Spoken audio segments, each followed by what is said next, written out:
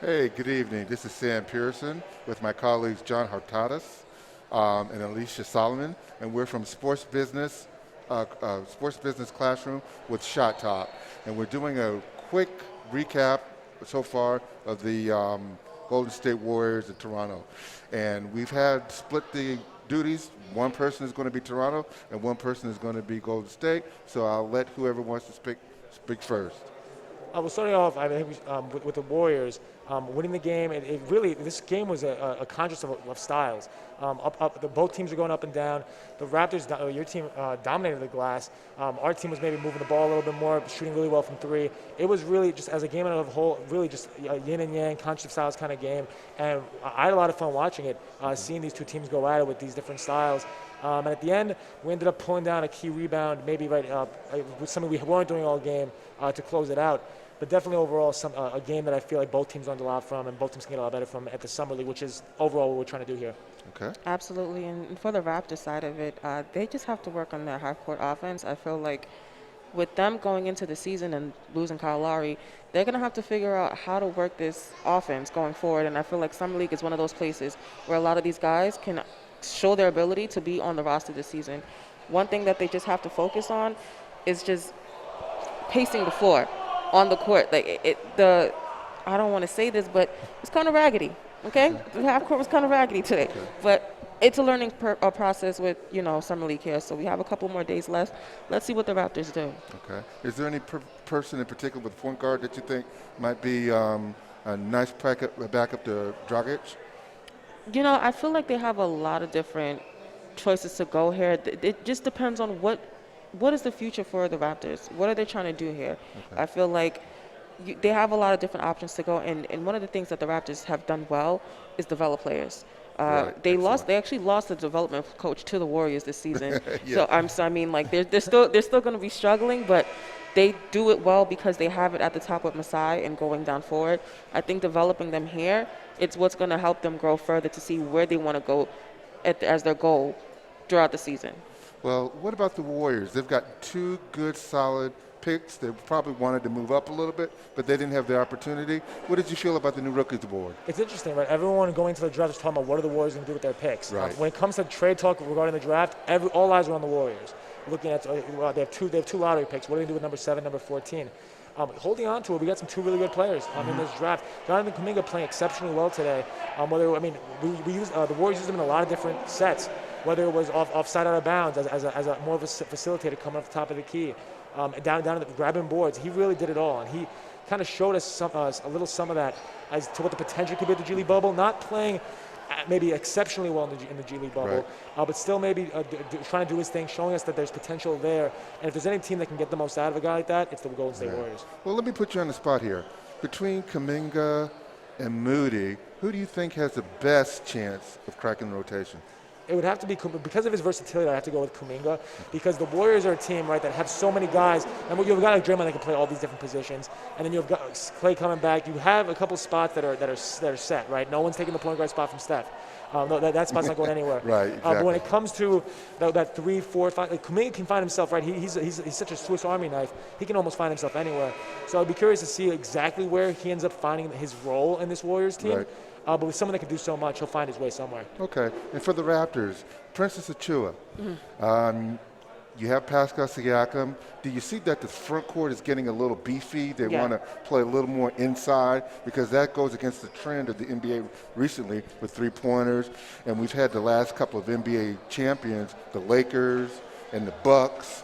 They've gotten big. They're not exactly the greatest three-point team. So do you think that the general manager, president, Isai Ujiri, is trying to make a shift, or he's just looking for the best player? I think he's just looking for the best option, and I think Achua showed that he's able to not only just play with like the grit that he needs to, but also he'll be able to complement Pascal Siakam and Fred VanVleet. He showed a good job that he doesn't need the ball in his hands. He can make the guys around him better. And so I think that's what they need going forward. And that's kind of pressure. You can't teach that. Right. Like a lot of guys with Summer League, it's me, and the option. They're trying to show what they have. And I think just showing that he is able to just play off the ball, let his teammates go, he's gonna flourish. Okay. And I've noticed here that Scotty Barnes, even though he was picked higher than the two other picks here, he had an off night. How do you think he's going to respond? Because there's a lot of pressure being that within the top 5 selection.